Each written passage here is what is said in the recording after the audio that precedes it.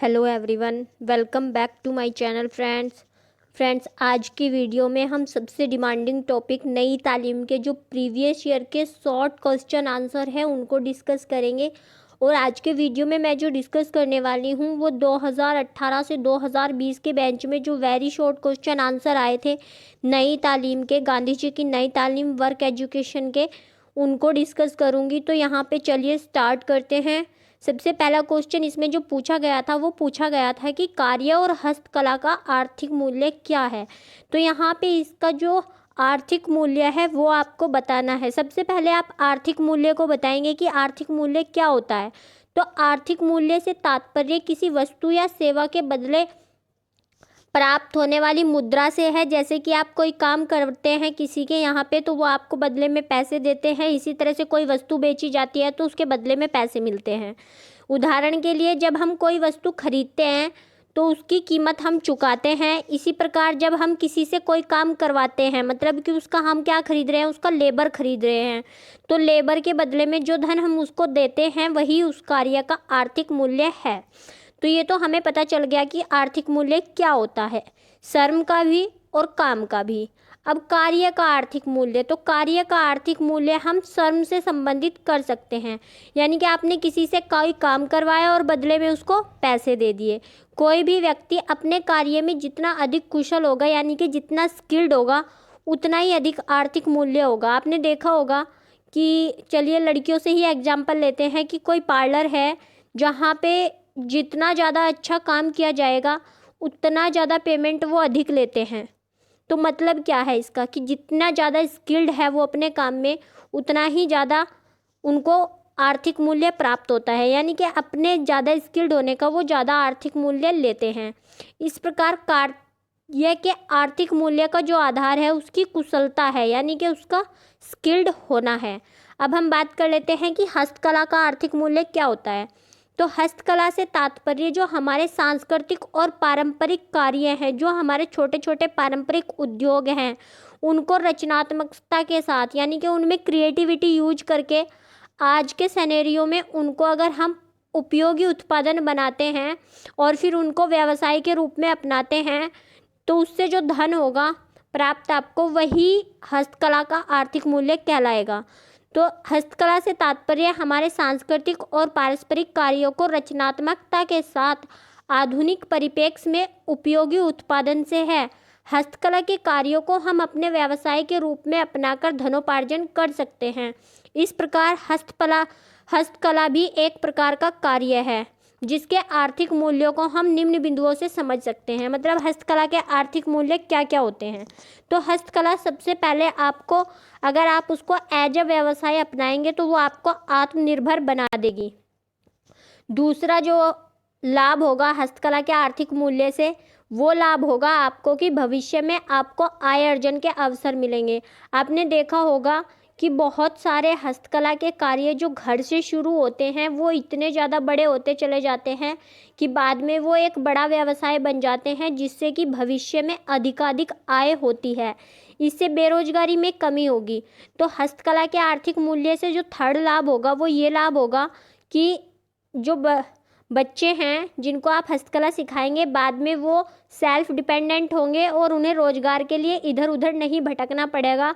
वो अपने स्वयं के कार्य स्वयं स्टार्ट कर पाएंगे और इससे जो है आप देश की राष्ट्रीय आय में भी योगदान दे सकेंगे। बहुत सारे हस्तकला उद्योग इतने ज़्यादा बढ़ गए हैं, जो लघु और कुटीर उद्योग है, कि उनकी जो इनकम है वो बहुत ज़्यादा होती है, जो कि राष्ट्रीय आय में भी योगदान देती है। अब इसके लिए सरकार द्वारा क्या प्रयास किया गया है। तो हमारी जो उत्तर प्रदेश सरकार है उसके द्वारा हस्तकला उद्योगों को बढ़ावा देने के लिए एक योजना चलाई गई है, जिसको कि हम OPOD योजना कहते हैं, वन प्रोडक्ट वन डिस्ट्रिक्ट योजना। इस योजना के अंतर्गत हस्तकला के विकास और आर्थिक रूप से सशक्त बनाने के लिए ये योजना चलाई गई है। इसके तहत प्रत्येक जिले का जो फेमस एक हस्तकला उद्योग है उसको प्रोत्साहन दिया जाएगा और उनके सामान को राष्ट्रीय और अंतर्राष्ट्रीय बाजार में बेचा जाएगा। जैसे कि शामली में जो लोह कला के सामान बनते हैं, लोहे के सामान बनते हैं, उनको राष्ट्रीय और अंतर्राष्ट्रीय स्तर तक पहुंचाया जाएगा। इसी प्रकार से सहारनपुर के लकड़ी उद्योग को, मेरठ के खेल सामग्री को। आप अपने अपने स्टेट का पता करके इसमें ऐड ऑन कर सकते हैं और इसको लिख सकते हैं। अगर आप करंट सिनेरियो से रिलेटेड एक आधी बात अपने आंसर में लिख देंगे तो इफेक्टिव होगा और एग्जामिनर भी इससे आपको मार्क्स जो है वो पूरे देगा। नेक्स्ट क्वेश्चन आता है कि अनुभवजन्य शिक्षा के संप्रत्यय की व्याख्या कीजिए, यानी कि आपको बताना है एक्सपीरियंशियल लर्निंग। तो अनुभवजन्य शिक्षा का शाब्दिक अर्थ हम अपनी रुचि और योग्यता के अनुसार जब स्वयं करके अपने ही अनुभव से सीखते हैं तो वही जो हमारा सीखना है, वही जो हमारा अधिगम है, अनुभवजन्य अधिगम कहलाता है।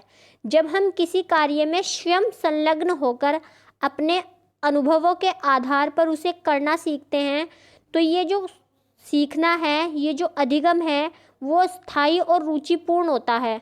और जो अनुभवजन्य अधिगम है ये जीवन पर्यंत चलता रहता है, क्योंकि एक्सपीरियंस हमें जीवन भर मिलते ही रहते हैं, चाहे फिर वो फॉर्मली हो या अनफॉर्मली हो।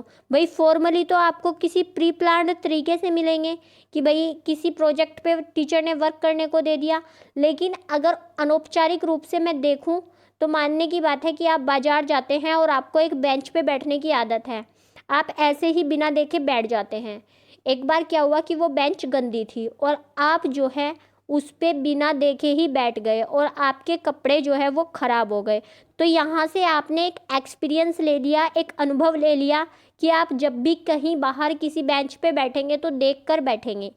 तो यानी कि ये क्या हुआ, ये आपकी एक एक्सपीरियंशियल लर्निंग हुई जो कि इनफॉर्मल है। तो यानी कि खुद के अनुभवों से जब हम सीखते हैं तो यही आपका अनुभवजन्य अधिगम कहलाता है, अनुभवजन्य शिक्षा कहलाती है। इस उदाहरण को आप यहाँ पे लिख भी सकते हैं, मैंने इसलिए नहीं लिखा कि सभी लोग अपने अपने अकॉर्डिंग अलग अलग यहाँ पे उदाहरण लिख सकते हैं। इसके बाद आता है कि अनुभवजन्य अधिगम को हम गांधी जी के 3H फॉर्मूले से और कोल्ब के अनुभवजन्य अधिगम से समझ सकते हैं। तो यहाँ पे इनको आपको डिटेल में नहीं बताना है। गांधी जी का 3H फॉर्मूला आप ऐसे एक डायग्राम से रिप्रेजेंट कर देंगे, क्योंकि ये एक एक्सपीरियंशियल लर्निंग का ही एक पार्ट होता है। इसमें एक H का मतलब होता है आपका हैंड, यानी कि हाथ, यानी कि अपने आप से करना। दूसरा होता है हार्ट, यानी कि आपका हृदय, यानी कि आप खुद से एक्सपीरियंस ले रहे हैं उसको। देन थर्ड H का मतलब होता है आपका हेड, यानी कि आपका मस्तिष्क, यानी कि आप जो स्वयं करके अनुभव ले रहे हैं वो ऐसी शिक्षा है जो सीधे आपके मस्तिष्क में जा रही है। इसके बाद आता है कोल्ब का अनुभवजन्य अधिगम।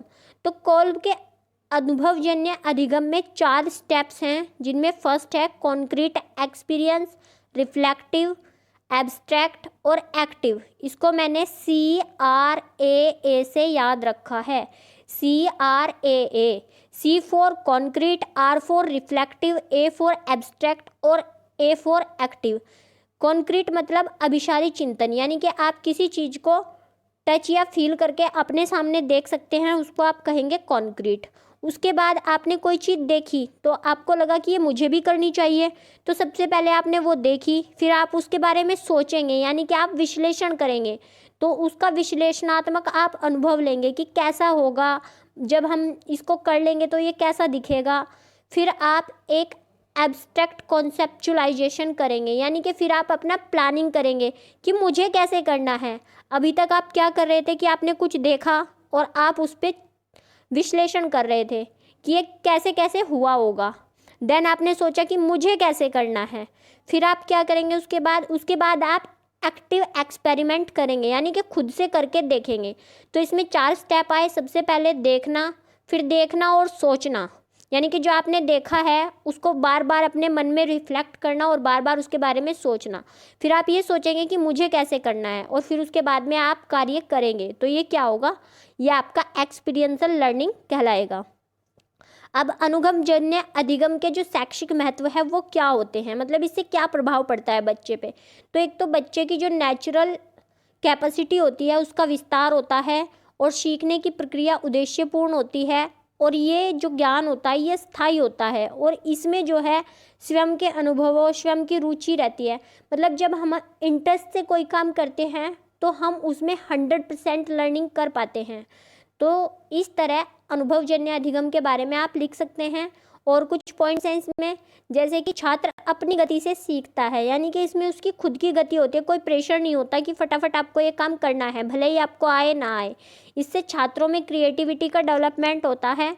और इस तरह का जो अधिगम होता है वो विद्यालयों में सेमिनार, वर्कशॉप आदि के द्वारा या शैक्षिक भ्रमण जो होते हैं, इन सभी के द्वारा दिया जाता है। इसके बाद आता है क्वेश्चन नंबर 3। यहाँ पे फ्रेंड्स मैंने 8 के 8 क्वेश्चन लिखे हैं, जिनको आप अपने शब्दों में भी लिख सकते हैं। कुछ क्वेश्चन ऐसे होते हैं जिनको आप अपने शब्दों में एग्जाम्पल के थ्रू लिख सकते हैं। यहाँ पे आपको जो आपकी एग्जाम की कॉपी होती है उसमें 1.5 से 2 पेज भरने होते हैं। तो मुझे लगता है कि इतना मटेरियल सफिशिएंट है। बाकी जो मैं आपको बता रही हूँ एज अ एग्जाम्पल, आप उसको भी ऐड ऑन कर सकते हैं अपने आंसर में, और खुद की समझ के अनुसार भी आप थोड़ी थोड़ी चीज़ें इसमें ऐड कर सकते हैं। 3rd क्वेश्चन आता है कि नई तालीम के मानवतावादी दृष्टिकोण पर संक्षिप्त टिप्पणी लिखें, यानी कि आपको ह्यूमनिज्म पर संक्षिप्त टिप्पणी लिखनी है और उसको साथ साथ नई तालीम से भी जोड़ना है। तो सबसे पहले हम मानवतावाद के बारे में देख लेते हैं। मानवतावाद अंग्रेजी भाषा के ह्यूमनिज्म का हिंदी रूपांतरण है, और ह्यूमनिज्म की उत्पत्ति लैटिन भाषा के ह्यूमो शब्द से हुई है, जिसका अर्थ है मानव। इस प्रकार मानवतावाद का जो केंद्र बिंदु है वो मानव है और उससे संबंधित वैल्यूज़ हैं। कैसे वैल्यूज? जो मानवीय मूल्य हैं, जैसे विवेक, जैसे स्नेह, जैसे दूसरों के प्रति दया की भावना, आदर, अपने जीवन को अच्छा बनाना, अपने जीवन के प्रति उसके क्या कर्तव्य हैं, अपने जीवन के प्रति उसके क्या क्या अधिकार हैं, खुद को अच्छा इंसान बनाना। मतलब क्या है कि टोटल मिलाकर एक संपूर्ण मानव का विकास ही मानवतावाद का उद्देश्य है। और मानवतावाद में जो सबसे इम्पोर्टेंट योगदान था वो अब्राहम मैस्लो का था। नई तालीम के दृष्टिकोण से मानवतावाद की निम्नलिखित विशेषताएं हैं, मतलब कि ऐसा क्या है जो मानवतावाद और नई तालीम में कॉमन है। तो इन दोनों में ही जो है शिक्षा का उद्देश्य मानवीय मूल्यों का विकास है। गांधी जी भी बच्चे में जो है मानवीय मूल्यों का विकास करना चाहते थे ताकि वो गंदी आदतों से दूर रहे। दूसरा, मानव की अपार संभावनाओं का विकास, यानी कि उसको जो उसकी आनुवांशिकता से जो इन्वायरमेंट से मिला है उनको एक्सप्लोर किया जा सके। इसके अलावा मानव कल्याण से संबंधित विचारधारा। इसके अलावा धार्मिक शिक्षा का नई तालीम के समान ही समर्थन नहीं। मानवतावाद किसी भी प्रकार के धर्म को जो है बढ़ावा नहीं देता है। इसी प्रकार से गांधी जी ने भी नई तालीम में धार्मिक शिक्षा को कोई महत्व नहीं दिया है। अगर ये मल्टीपल चॉइस में पूछा जाता है तो इसका उद्देश्य जो है वो नहीं रहता है कि कैसे आपको करना है। इसके बाद नेक्स्ट पॉइंट आता है आपका बालक के सर्वांगीण विकास पर बल। तो मानवतावाद भी जो है वो नई तालीम के अकॉर्डिंग ही बालक के सर्वांगीण विकास पर बल देता है। इसके अलावा शिक्षण में बालक को प्राथमिकता देना, यानी कि बालक जो है वो शिक्षण का केंद्र बिंदु है। बालक में आत्मविश्वास जागृत करना और वैश्विक नागरिकता की भावना का विकास, यानी कि संपूर्ण विश्व में सभी एक समान है, ऐसा मानना। तो फ्रेंड्स यहाँ पे हमने 3 क्वेश्चन कर लिए हैं। नेक्स्ट क्वेश्चन है सामुदायिक सहभागिता में विद्यालय की प्रबंध समिति, यानी कि स्कूल मैनेजमेंट कमेटी, SMC। कई बार इसका फुल फॉर्म भी पूछ लिया जाता है कि स्कूल मैनेजमेंट कमेटी यानी कि SMC का क्या फुल फॉर्म है। तो इसका फुल फॉर्म होता है स्कूल मैनेजमेंट कमेटी, ये याद रखेंगे। क्वेश्चन क्या है हमारा? सामुदायिक सहभागिता में विद्यालय की प्रबंध समिति किस प्रकार प्रभावी भूमिका निभा सकती है। तो मतलब ये बताना है कि जो विद्यालय की प्रबंध समिति है वो कम्युनिटी इंगेजमेंट कैसे कर सकती है। तो ये सबसे पहले क्वेश्चन अगर ये उठता है तो इसका आंसर सबसे पहले तो यही होगा कि कम्युनिटी के जो मेंबर्स होते हैं, जो बच्चों के पेरेंट्स होते हैं, वो इस समिति में इन्वॉल्व होते हैं। और वो लोग कहाँ से आते हैं? वो लोग कम्युनिटी से ही आते हैं। तो इस तरह वो कम्युनिटी से आने वाले लोग जो कम्युनिटी के हित हैं उनको साझा करते हैं समिति के तहत, और विद्यालय में बच्चों को उनकी शिक्षा दी जाती है। तो चलिए इसका आंसर देख लेते हैं कैसे फॉर्म करना है।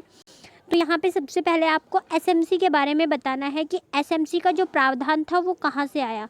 तो SMC का प्रावधान RTE 2009 शिक्षा का अधिकार अधिनियम, राइट टू एजुकेशन 2009 में किया गया था। और ये इसके गठन का प्रावधान जो है वो धारा 21 का और उपखंड ग में किया गया था। ये आपने याद रखना है कॉम्पिटिटिव एग्जाम की दृष्टि से भी। अब एसएमसी के निर्माण का क्या उद्देश्य है? तो एसएमसी के निर्माण का उद्देश्य ये था कि स्थानीय स्तर पे जो सहायता गवर्नमेंट स्कूलों की नहीं कर पा रही है, वो सहायता जो है वो जो समुदाय के लोग हैं वो विद्यालयों की सहायता करें, वो विद्यालयों के कार्यों पे नज़र रखें और विद्यालय कितना प्रभावी ढंग से अपना कार्य कर पा रहा है इसके बारे में जांच रखें और सहयोग करें। इसलिए इसका निर्माण का उद्देश्य रखा गया था, इसीलिए इसके बारे में प्रावधान जो है वो आरटी 2009 में रखा गया। चूँकि सभी अभिभावक जो बच्चों के पेरेंट्स होते हैं वो एसएमसी की साधारण समिति, एसएमसी में 2 समिति होती है, एक साधारण समिति, एक कार्यकारिणी समिति। तो एसएमसी के साधारण समिति में सारे जो मेंबर्स होते हैं वो बच्चों के पेरेंट्स होते हैं, और जो कार्यकारिणी सभा होती है उसमें भी 3/4 सदस्य जो हैं वो पेरेंट्स ही होते हैं, जो कि समुदाय का अभिन्न अंग होते हैं। एसएमसी द्वारा किए गए कार्य प्रत्यक्ष और अप्रत्यक्ष रूप से समुदाय और छात्रों को भावी नागरिक बनाने हेतु ही किया जाता है। विद्यालय की प्रबंध समिति सामुदायिक सहभागिता को हम एसएमसी के कार्यों द्वारा समझ सकते हैं। मतलब हमें पता चलेगा कि एसएमसी क्या क्या काम करती है, तो उससे पता चलेगा कि इससे कम्युनिटी इंगेजमेंट कैसे होता है। तो सबसे पहले जो एसएमसी है वो विद्यालय की कार्य प्रणाली पर निगरानी रख सकती है। विद्यालयों में जो मिड डे मील दिया जाता है उस पे जो है निगरानी रख सकती है, ताकि पता चले कि बच्चों को जो भोजन दिया जा रहा है वो पौष्टिक है या नहीं, उसमें हाइजीन का ध्यान रखा गया है या नहीं, तो उस पे भी उसकी जांच करना भी एसएमसी का कार्य होता है।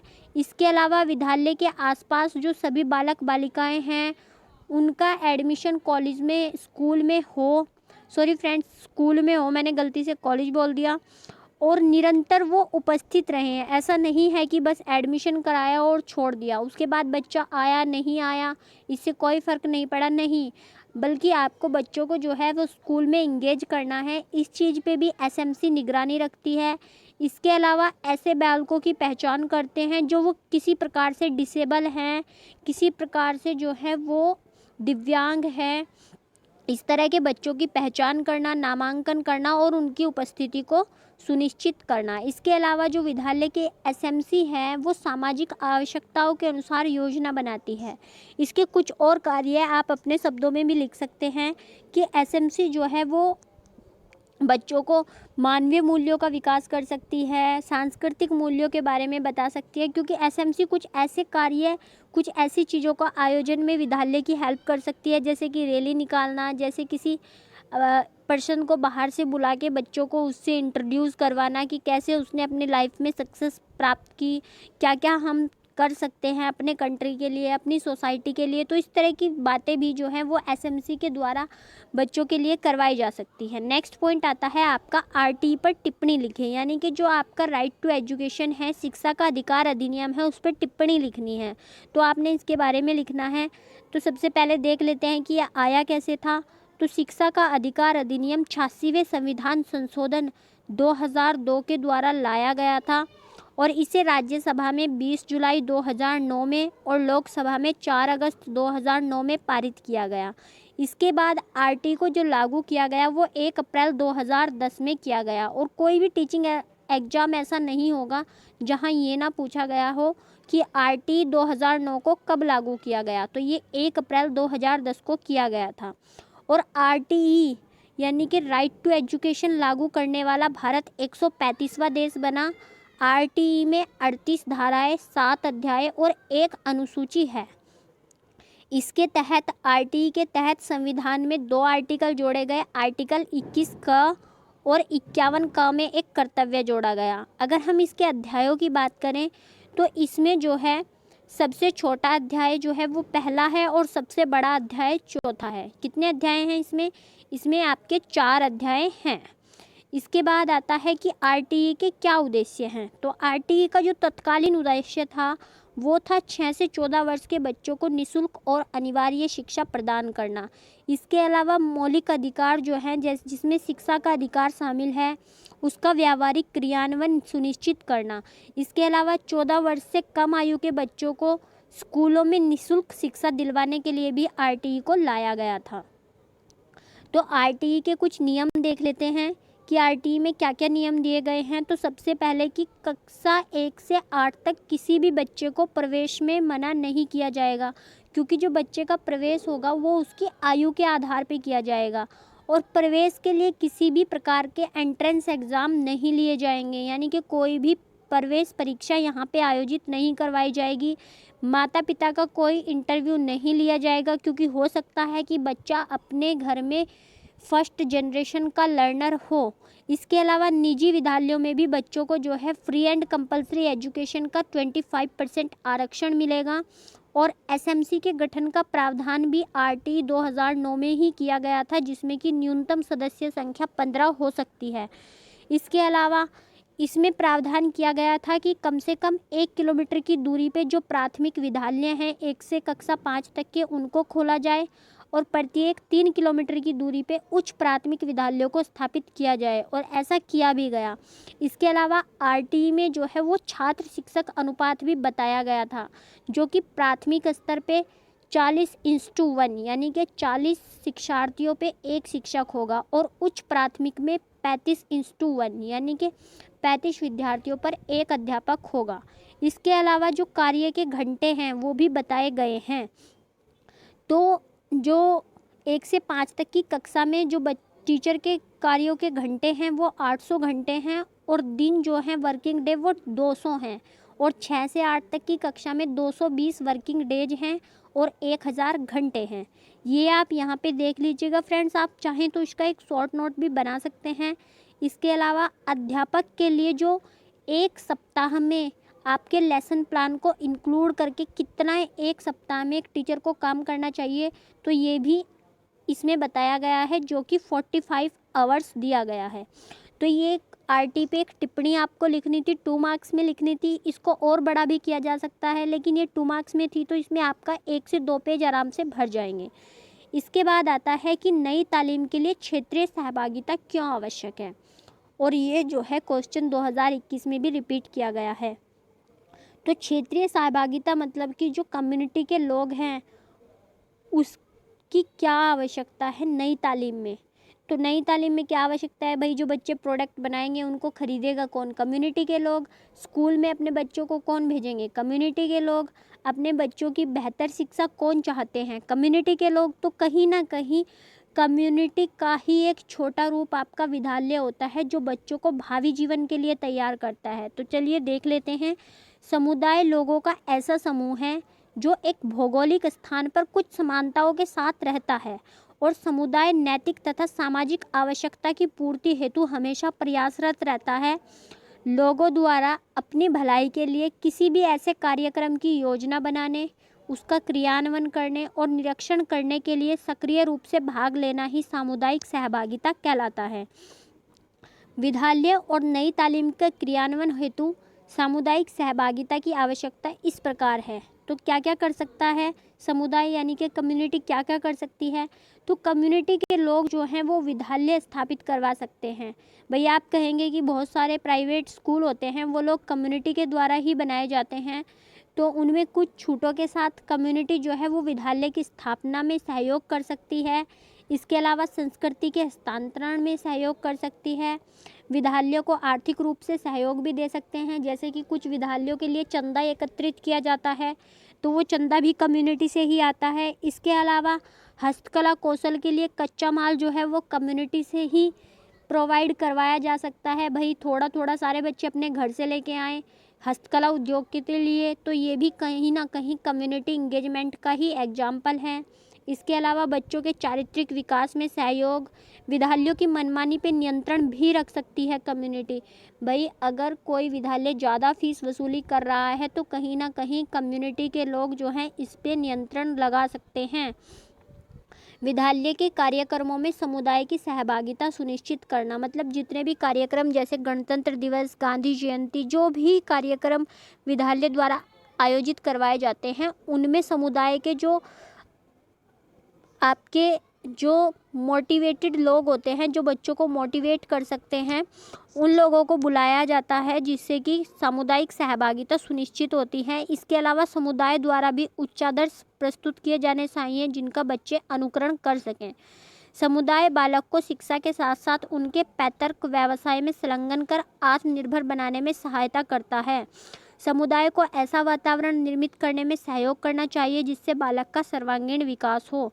इस प्रकार समुदाय, विद्यालय और नई तालीम एक दूसरे के पूरक हैं। इनका महत्वपूर्ण उद्देश्य छात्र का सर्वांगीण विकास करना है, जिससे कि वो भावी जीवन में आत्मनिर्भर और एक कर्तव्यपरायण नागरिक बन सके। मनुष्य एक सामाजिक प्राणी है और उसके समाज की आवश्यकताओं और उसकी योग्यताओं के अनुरूप ही उसकी शिक्षा होनी चाहिए। तो फ्रेंड्स, यहाँ पे हमने 6 क्वेश्चन डिस्कस कर लिए हैं। नेक्स्ट आता है आपका 7th क्वेश्चन, और इसको मैंने लिखा नहीं है क्योंकि इसको मैं समझाना चाहती हूँ। तो प्रसन्नता के साथ कार्य क्यों आवश्यक है, मतलब कि अगर आप कोई काम कर रहे हैं तो उसको आप हैप्पीनेस के साथ कैसे करें। देखिए फ्रेंड्स, बहुत सारे लोग जो हैं काम किस लिए करते हैं, बहुत सारे लोग आजीविका के लिए काम करते हैं। लेकिन आजीविका के लिए काम करते हैं, क्या वो लोग सिर्फ आजीविका के लिए काम करते हैं? मान लीजिए एक रिक्शा वाला है जिसको कि किसी व्यक्ति को उसके गंतव्य तक पहुंचाना है, तो इसके बदले में उसको पैसा मिलता है। लेकिन एक दिन उसके रिक्शा में एक ऐसा व्यक्ति बैठ गया जो कि परेशान है और उसको किसी निश्चित स्थान पे बहुत ही टाइमली पहुंचना है और वो ऑलरेडी परेशान है। तो कहीं ना कहीं रिक्शा वाला जब उसको उसके स्थान तक छोड़ देता है तो बदले में उसको धन भी मिलता है, लेकिन कहीं ना कहीं उसको अपने कार्य से प्रसन्नता भी होती है, उसको संतुष्टि भी होती है कि मैंने एक ऐसे इंसान की हेल्प की जिसको कि बहुत इम्पोर्टेंटली कहीं जाना था, उसको उसके गंतव्य तक मैंने पहुंचा दिया। तो इसी तरह आप अपने घर में एग्जाम्पल ले सकते हैं कि आपकी मदर को कोई सैलरी नहीं दी जाती है, लेकिन फिर भी वो अपना सारा कार्य प्रसन्नता के साथ करती हैं। तो प्रसन्नता के साथ कार्य क्यों आवश्यक है? देखिए फ्रेंड्स, अगर हम प्रसन्नता के साथ कार्य नहीं करेंगे तो ना ही हम अपने कार्य में अपना 100% दे पाएंगे और ना ही उसको अच्छे से कर पाएंगे। तो प्रसन्नता के लिए कार्य करना इसलिए आवश्यक है क्योंकि उससे हमें आत्मसंतुष्टि मिलती है। आत्मसंतुष्टि के लिए भी प्रसन्नता के साथ कार्य करना आवश्यक है, और स्वयं की रुचि और आपकी योग्यता है उसका विकास करने के लिए भी हमें प्रसन्नता के साथ कार्य करना आवश्यक है। भाई, अगर कोई काम आपको पसंद ही नहीं है तो आप उसमें स्किल भी हासिल नहीं कर पाएंगे। तो स्किल को हासिल करने के लिए आपको प्रसन्नता के साथ कार्य करना आवश्यक है। इसके लिए आत्मसिद्धि के लिए भी प्रसन्नता के साथ कार्य करना आवश्यक है, और कई बार समाज सुधार के लिए भी आपको प्रसन्नता के साथ कार्य करना आवश्यक है। इसके उदाहरण में आप गांधी जी, आप जो है मैस्लो, बहुत सारे लोगों को ले सकते हैं जिन्होंने जो है जनता के लिए कार्य किया, समाज सुधार के लिए कार्य किया। तो ये भी जो है अपना कार्य प्रसन्नता के साथ करते थे, जबकि इसके बदले में इनको कोई धन भी नहीं मिलता था। तो इस तरह आपको अपने प्रसन्नता के साथ कार्य करना क्यों आवश्यक है? ताकि आप हेल्दी रह सकें, आपका माइंड जो है वो सुचारू रूप से कार्य करता रहे, और कहीं ना कहीं आपको ये एहसास रहे कि आपने जो है समुदाय के विकास में योगदान दिया है। तो इसलिए भी आपको अपनी प्रसन्नता के साथ कार्य करना आवश्यक है। इसके बाद आता है क्वेश्चन नंबर 8, जो कि लास्ट क्वेश्चन है आज का हमारा। तो नई तालीम में परिवार की भूमिका की व्याख्या कीजिए। परिवार एक ऐसा स्थान है जहां बालक सबसे पहले दुनिया से परिचित होता है। बालक के लिए समाज का छोटा रूप परिवार ही है, क्योंकि उसकी पहली पाठशाला परिवार ही होती है और उसकी माता उसकी पहली टीचर होती है।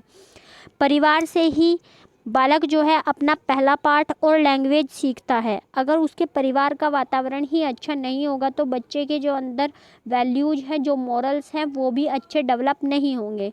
अगर हम काम्टे नाम के एक विद्वान हैं, उनके अनुसार बात करें तो परिवार सामाजिक जीवन की पहली पाठशाला है। इसके अलावा कमेनियस ने भी परिवार को माता के घुटनों का विद्यालय कहा है। तो परिवार की बालक की प्राथमिक शिक्षा या नई तालीम में भूमिका।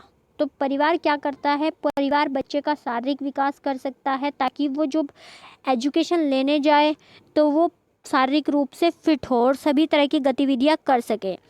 बालक का मानसिक विकास करना, बालक का भाषाई विकास करना, परिवार परिवार के इन्वायरमेंट का भाषाई विकास पर बहुत अच्छा खासा प्रभाव पड़ता है, क्योंकि भाषा के साथ बच्चा जन्म नहीं लेता है, बच्चा भाषा को अपने वातावरण से ही सीखता है। इसके अलावा बालक में नैतिक गुणों का विकास करना, सामाजिक गुणों का विकास करना, सहयोग और मित्रता की भावना का विकास करना, बालक में राष्ट्रीय भावना का विकास करना और बालक में व्यावहारिक और चारित्रिक गुणों का विकास करना, ये इस तरह के कुछ गुण हैं जो एक फैमिली एक बच्चे में डेवलप कर सकती है। तो फ्रेंड्स, इसके अलावा आप अपने शब्दों में भी लिख सकते हैं, आप इसको और बड़ा करके भी लिख सकते हैं, आप चाहें तो इन पॉइंट्स को एज अ हेडिंग भी यूज़ कर सकते हैं। तो फ्रेंड्स, आज की वीडियो में इतना ही। आई होप ये वीडियो आप सभी को पसंद आया होगा, और अगर पसंद आया है तो लाइक शेयर और सब्सक्राइब ज़रूर कीजिए। Thanks for watching this video.